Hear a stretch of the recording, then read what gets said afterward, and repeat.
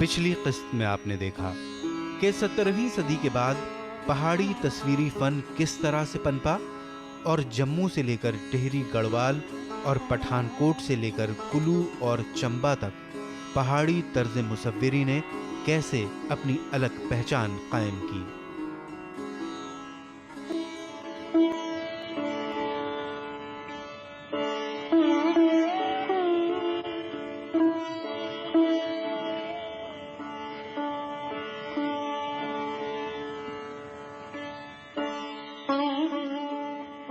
हिंदुस्तानी painting के बेहतरीन नमूनों का बहुत बड़ा हिस्सा दक्कन के पुरस्कार सुल्तान के दौरे हुकूमत में 16वीं और 17वीं सदी के दौरान सामने आया। मिनिएचर पेंटिंग की तर्ज जो दक्कनी सल्तनत के दौरान फला फूला, उसे दक्कनी मिनिएचर के नाम से जाना जाता है।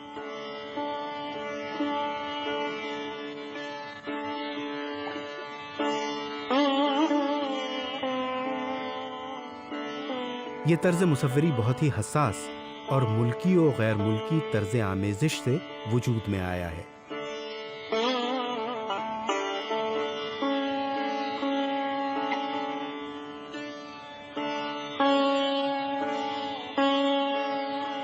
ये तस्वीरें जहां विजयनगर की वॉल पेंटिंग से गहरी ममासलत रखती हैं, वहीं फूलों की टहनियों का पस मंजर वसीओ अरीज उफक की मंजरकशी में फारसी असरात भी रखती हैं।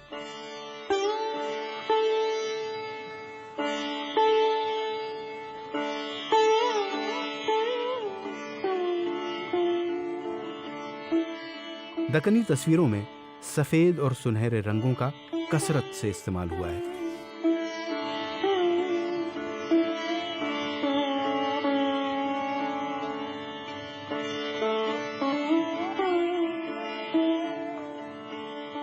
अर्ली 14th सेंचुरी में ये मोहम्मद बिन तुगलक वगैरह का ज़माना है। वहाँ पे दक्कन में एक बहमनी सल्तनत इस्टेब्लिश होती है, यानी पूरा दक्कन का इलाका अब दिल्ली सल्तनत से आज़ाद हो जाता है। अब वो तकरीबन ये मामला तकरीबन 100 साल चलता है। उसके बाद वो बहमनी सल्तनत भी 4-5 दक्कनी सल्तनत में इमर्ज होती हैं। वो बहुत पावरफुल दक्कनी सल्तनत होती हैं, जिसमें बीजापुर, गोलकुंडा, बीदर, खानदेश ये सब मशहूर रही हैं। और उन्होंने अपने पावर को लेजिटिमाइज़ करने के लिए once again art, historical objects, किलों को, गेट्स को, पुराने जो चोला चालुक्य पुरानी जो सल्तनतें थीं, जो किंगडम्स थीं, उनके जो रिमेन्स थे, उनकी जो एंटीक पीसेस थीं, उनको ला करके दोबारा यूज़ किया है 15th-16th सेंचुरी में अपने पावर को लेजिटिमाइज़ करने के लिए। तो वहाँ पे उन्होंने बहुत पॉलिटिकल स्टेबिलिटी, एक्सीलेंस जो उनके लिटरेचर में देखने को मिलता है, उनके आर्किटेक्चर, पेंटिंग में देखने को मिलता है। दक्कनी स्कूल जो है ना, इन सारे स्कूलों से बिल्कुल अलग है, क्योंकि दक्कन में जो पेंटिंग का ट्रेडिशन है वो मुग़लों के आने से पहले शुरू हो गया था। और दक्कन के रिलेशन जो थे ना एबिसिनिया से और यूनान से और सीरिया से, इन सब से उनके पास पहले से थे। तो वहाँ से बहुत आर्टिस्ट पहले आ गए। तो शुरू का जितना दक्कन आर्ट है वो, उसमें पर्शियन आर्ट है, उसमें सीरियन आर्ट है, उसमें सेंट्रल एशिया का आर्ट का इफ़ेक्ट बहुत नज़र आता है। और आगे तक 18th सेंचुरी तक आते आते वो थोड़ा इंडियनाइज ज़रूर हुआ है, मगर मोस्टली सारा आर्ट जो है वो पर्शियन से ही डोमिनेटेड है। जो पावर है, जो शक्ति है उसकी दक्कनी आर्ट की, वो है उसकी बैकग्राउंड बड़ी जीवंत ली है। थीम कहीं से भी लाए हों, लेकिन बड़े खूबसूरत पेड़ वगैरह बनाए हैं, बड़े एलॉबरेट पेड़ बने, पहाड़ बने, बहुत सारे जो बैकग्राउंड का नज़रिया है बहुत अच्छा है, बहुत अलग है। तो उसी से है। और दूसरा ये कि फिगर्स बड़ी जीवंत हैं। 17वीं सदी के बाद शुमाल के मुगल स्कूल और दक्कनी स्कूल ने जुज़वी तौर पर एक दूसरे से असर कबूल करना शुरू किया।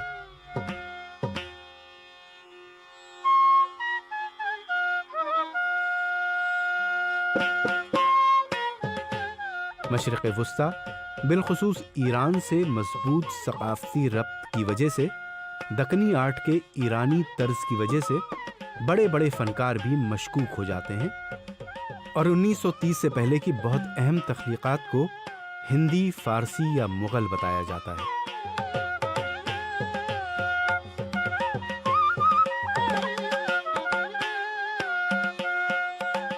अहमदनगर, गोलकुंडा और 18वीं सदी के दौरान औरंगाबाद और हैदराबाद अहम मराकज़ थे।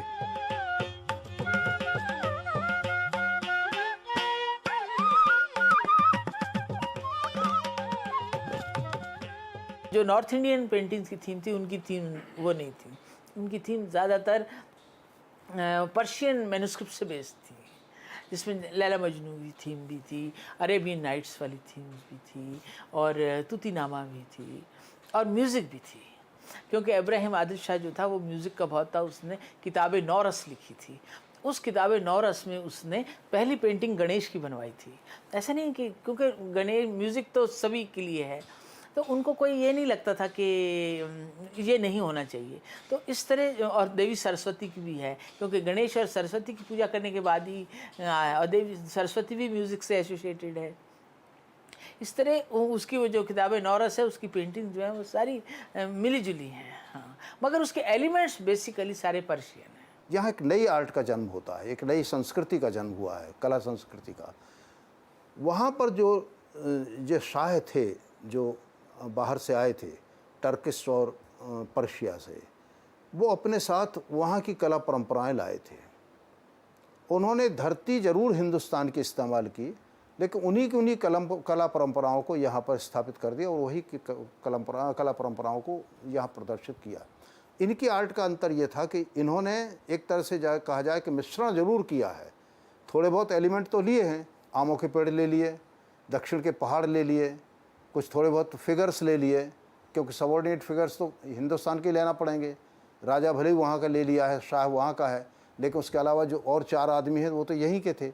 तो एक तरह से ये देखा जाए कि मिलावट है, मिश्रण है, लेकिन केमिस्ट्री नहीं हो पाई, केमिकल उसका कंपाउंडिंग नहीं हुआ है जो मुग़ल आर्ट में मिलता है। तो यहाँ पर दक्षिणी आर्ट में जो सबसे ख़ास बात है वो यही है कि उसमें यथावत एलिमेंट्स इस्तेमाल किए गए हैं, टर्किश आर्ट के और पर्शियन आर्ट के। इब्तिदाई दौर 16वीं सदी के आगाज में बीजापुर के आदिल शाह के दरबार से नमूदार होता है। 1489-90 में ईरानी मुहाजिर यूसुफ आदिल शाह, जो सिपाही से तरक्की पाकर बादशाह के मकाम तक पहुंचा था, उसने बीजापुर में आदिल शाही हुकूमत की बुनियाद रखी। उसकी दावत पर बहुत से ईरानी, फारसी और तुर्की पेंटर, खत्तात और दानिश्वर उसके दरबार में आए। इस्लामी तर्ज फ़न में माहिर ये मुहाजिर फ़नकार खालिस इस्लामी मौज़ूआत और इस्लामी इस्तिलाहात को अपनी मुसव्वरी में फ़न का जामा पहनाते।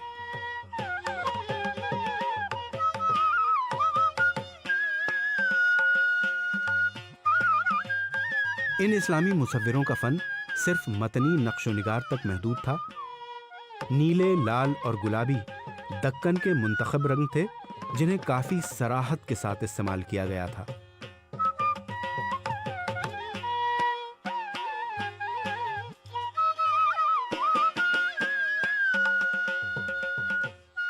डिज़ाइनिंग की तर्ज ज्योमेट्रिकल और बहुत ही मुतनासिब थी।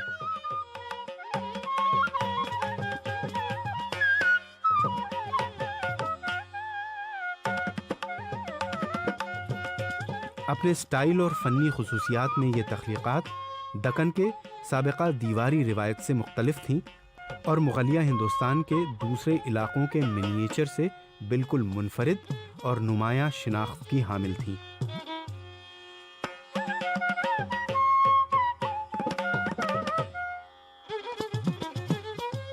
इन तस्वीरों में नज़र आने वाली औरतें लंबी, पतली और जुनूबी हिंदुस्तान की पोशाक में होती।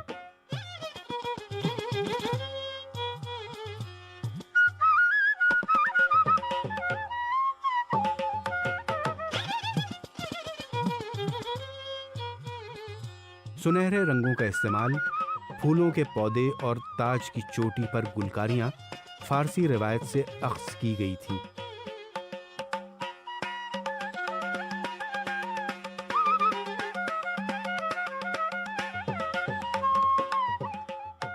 बीजापुर का एक जो पेंटिंग है जिसको काफ़ी लैंडमार्क जिसे कहना चाहिए मानते हैं, वो है योगिनी। बीजापुर की, और वो अभी चेस्टर बीटी लाइब्रेरी वहाँ डबलिन में है, और उसको काफ़ी उसमें पर्शियन इन्फ्लुएंस जो है डायरेक्ट दिखाई देता है एक तरह से देखा जाए। और उसके सिवा जैसे वहाँ के उस पे ना शाहजहाँ के काल का काफ़ी कुछ इन्फ्लुएंस वो भी दिखाई देता है। दक्कनी तसव्वुर मुसव्वरी का पुरअसरार और मुख्तसर दौर 16वीं सदी के अवाखिर में अहमदनगर के दरबार से शुरू होता है। मुख्तसर इसलिए कि ये सिर्फ 3 दहाइयों तक बाकी रहा, और पुरअसरार इसलिए कि न तो इसके पेशरव का कुछ निशान मिलता है और न इसके अंजाम का, और न ही इसके माहिरीन फ़न और न ही इसके सरपरस्तों की कोई शिनाख्त मिलती है।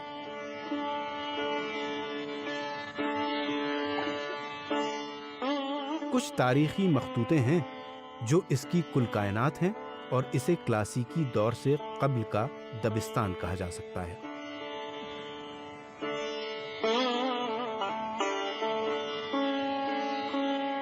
तीन अजीम क्लासिकी खाके जो बहुत ही अहम बारीक हैं और लतीफ़ तस्वीरों में से हैं, बाकी रह गए हैं, और इस तर्ज की चंद मज़ीद तस्वीरें हैं जो इन 3 अजीम खाकों से मिलते जुलते हैं, लेकिन इनका इजहार बहुत वाज़े नहीं है, वो भी बाकी बचे हैं।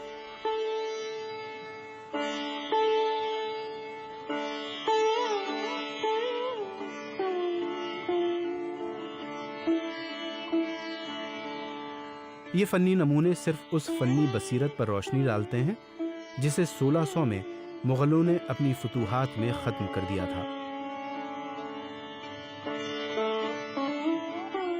ऐसा फ़र्ज़ किया जा सकता है कि अहमदनगर से असली मुसव्विरों की तख्लीक़ात इन बची हुई तख्लीक़ात से बहुत ज़्यादा थीं जो तारीख़ी तब्दीली की नज़र हो गई।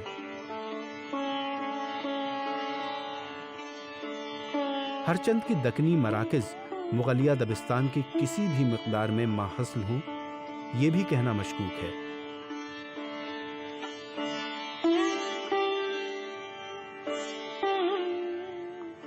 इस वक्त निज़ाम शाही ख़ानदान बरसर इक़्तिदार था, और 3 सुल्तान हुसैन और इसके बेटे मुर्तज़ा अव्वल और बुरहान दोयम बड़े ही फ़य्याज़ सरपरस्त थे।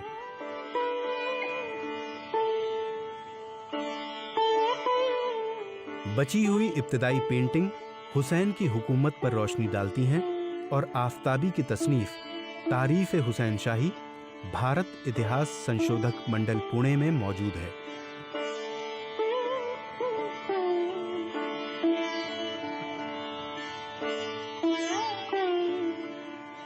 अहमदनगर एक ऐसी डायनेस्टी थी जो 3 डायनेस्टीज थी दक्षिण की जहाँ पर आर्ट बनी है। उसमें बीजापुर, अहमदनगर और गोलकोंडा, बाद में चल कर के औरंगाबाद और हैदराबाद भी शामिल हो गए। ये 5 सेंटर्स ज़्यादातर माने जाते हैं, और बीदर वगैरह भी हैं, ऐसे छोटे मोटे और सेंटर्स भी हैं, लेकिन मेजर सेंटर्स 3 थे, गोलकोंडा, अहमदनगर और बीजापुर, ये 3 थे। इनमें से बीजापुर और गोलकोंडा में सीधे सीधे टर्किश और पर्शियन ओरिजिन के लोग आकर के इन लोगों ने कैप्चर किया था और अपने शासन की स्थापना की। अहमदनगर में जिसने शासन किया, जो स्थापना की, वो एक भारतीय नारी से जन्म लिया हुआ आदमी था। जैसा जहांगीर का मामला था कि अकबर और हिंदू पत्नी से जन्म लेकर के तो नेचुरल है कि उनमें कहीं ना कहीं संस्कार तो आ ही जाते हैं। तो वो वहाँ पर जो था, वो उस जो शाह था, वो हिंदू स्त्री से जो उसका जन्म हुआ था, तो स्वाभाविक है कि उसमें और उनके दोनों के सोच में अंतर था। तो जो अहमदनगर की डायनेस्टी है, उनकी आर्ट में हिंदू एलिमेंट थोड़ा ज़्यादा मिलता है और पर्शियन एलिमेंट कम मिलता है, लेकिन इसका अर्थ ये नहीं है कि दोनों का मिक्स्ड हो गया है, एलिमेंट दोनों अलग अलग दिखते हैं। गोलकुंडा मुसव्वरी की खुसूसियात और उसकी तारीख की तामीर नौ का मामला दीगर दक्कनी दबिस्तानों से जुदागाना है। ना तो अहमदनगर की मुसव्वरी की सादगी बाकी रही, ना ही पुरशिकोह इंसानी तस्वीरें, और ना ही बीजापुर की पुरअसरारियत और रूमानी फ़ज़ा का मुकाबला किया जा सकता है। सफ़वी और मुग़लिया तर्ज़ मुसव्वरी से करीब होने की वजह से इस मकतबे फिक्र की पूरी तारीख इसी से भरी है। इसके सरपरस्त कुतुब शाही ने भी गैर मुल्की तर्ज मुसव्विरी से लुत्फ लेने की कोशिश की। उन्होंने पूरे हिंदुस्तान, ईरान और मरकजी एशिया से पेंटरों को मुलाजिम रखा और सफवी असरात ही मुकद्दम रहे। गोया गोलकुंडा स्कूल दीगर दक्कनी स्कूलों की बनिस्बत हकीकत से कम करीब है। तस्वीरें सफवी तर्ज मुसव्विरी से ज़्यादा करीब हैं और हिंदुस्तानी फ़नून की तरह अवाम और फितरत की मंजरकशी को भी बहुत कम समोते हैं। गोलकुंडा की तस्वीरों में मशरिक़ वुस्ता की नुमाइश भी जुज़वी तौर पर नज़र आती है, जो मगरबी ईरान और अंटोनिया और तुर्कमानी सुल्तानों की हुकूमत की विरासत की तरफ वापस लाती है। 15वीं सदी में उन्हें हिंदुस्तान हिजरत करने के लिए मजबूर किया गया और बर्रे सग़ीर में इस तरह की सरपरस्ती का सिलसिला जारी रहा, जिससे तमाम फ़ारसी फ़नकार और मुसन्निफ़ीन दरबार की जानिब राग़िब होते रहे। इस मुख्तलिफ फ़न्नू फितरत वाले दबिस्तान में हकीकत निगारी मुश्किल थी, इसीलिए असल फ़न के सिर्फ अज्जा ही बाकी रह गए और गोलकुंडा की तस्वीरें अपनी तमाम तर तवानाइयों के बावजूद अलग थलग रह गईं और एक दूसरे से इनका ताल्लुक बहुत ही मुख्तसर रहा। 1886-87 में औरंगज़ेब की सल्तनत के फ़ौजियों के ज़वाल के बाद गोलकुंडा, अहमदनगर और बीजापुर के फ़नकारों के राजस्थान और पंजाब की पहाड़ियों की तरफ कूच कर जाने के भरपूर सबूत मिलते हैं। वहाँ पर सीधा इन्फ्लुएंस एक तो पर्शियन स्टाइल का मिलता है, वहाँ इंडियन भी जो लोकल रही वो भी है, मुग़ल शैली का भी थोड़ा प्रभाव। और एक चीज़ हमने पहले भी देखा है कि जहांगीर पीरियड में ही ब्रिटिश जो थे पहली बार उनके दरबार में आए और उनके साथ व्यापार का जो इंटरेस्ट था शो किया। तो ब्रिटिशर्स के आने के साथ साथ बहुत से कुछ एलिमेंट्स, और हम देखेंगे कि ये समय था जब यूरोपियन रेनेसांस भी काफ़ी एक्टिवली यूरोप के देशों में एक्टिव था और वहाँ काफ़ी कुछ चीज़ें हो रही थी। It was a happening kind of a place, specially जो इटली के 2-3 सेंटर्स थे। तो वो चीज़ें जो हैं वो भी स्पेशली आर्किटेक्चरल उसमें, और एक जो जिसको कहना चाहिए कैरोस्क्यूरो और स्फुमाटो की जो टेक्निक्स थी कलर को के ट्रीटमेंट की, तो कुछ वो भी एलिमेंट्स दिखाई देते हैं इसमें कि बहुत दूर के जो चीज़ें दिखाई हैं तो उनका ट्रीटमेंट एक अलग तरह का दक्कनी पेंटिंग्स में दिखता है। तो एक तरह से देखा जाए तो ये यूरोपियन, मुग़ल, दैट पर्शियन, ये सब का एक मिला जुला सा प्रोविंशियल स्टाइल वहाँ पर जो थी वो डेवलप हुई डेक्कन स्कूल में।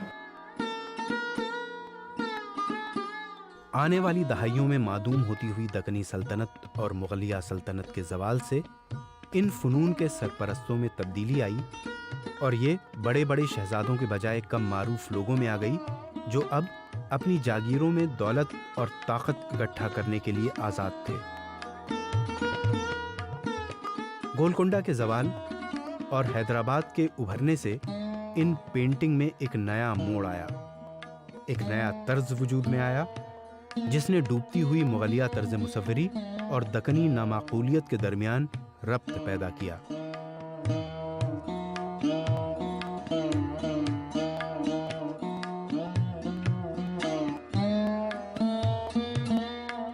ज़्यादातर मौज़ूआत संजीदगी से पेंट किए जाते, लेकिन भड़कीले रंग और शक्ल तसव्वुर में पेश किए जाते, जिससे फ़नकारों के राह फरार की नुमाइश सामने आ जाती।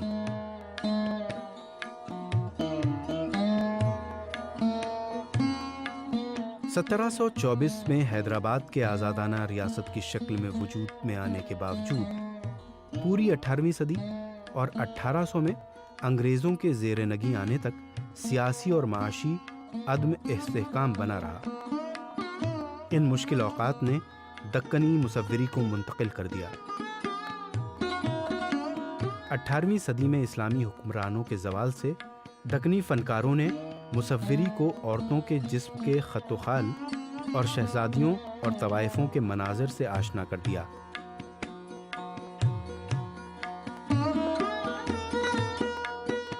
जबकि मर्दों की तस्वीरों में खुश्की और तकरार नजर आती है।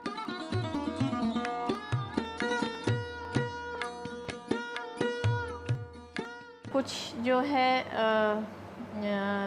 वो पेंटिंग्स जो हैं वो काफ़ी जानी मानी हैं, और स्पेशली वो एक चांद बीबी पोलो खेलते हुए है, या फिर इस तरह के सीन्स उन्होंने डेली लाइफ के ही जो है दिखाए हैं उसमें भी।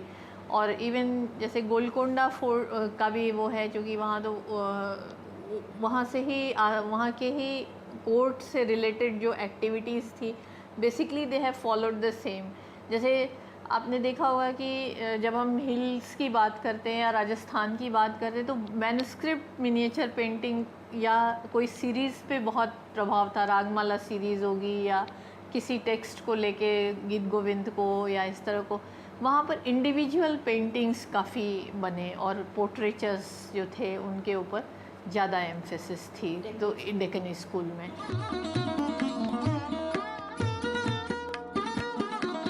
इन फनून की सरपरस्ती के लिए बेशतर शहजादों को माली मुश्किलात का सामना था, फिर भी कुछ अहम पेंटिंग सामने आई, खास तौर से सूबाई मराकज़ में, जहां फनकारों ने हैदराबाद से ज्यादा असल पर जोर देते हुए काम किया, और मराठा हुक्मरानों के दरबारों में भी जो दसियों साल से मुगलों से गुरिल्ला लड़ाई लड़ रहे थे।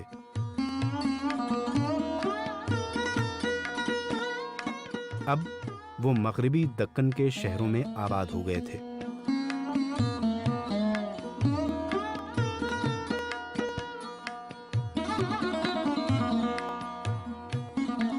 आज की किस्त में आपने देखा दक्कनी तस्वीरों में सफेद और सुनहरे रंगों का कसरत से इस्तेमाल हुआ है कि दक्कनी मुसव्विरी बहुत ही हसास और मुल्की और गैर मुल्की तर्ज आमेजिश से वजूद में आया।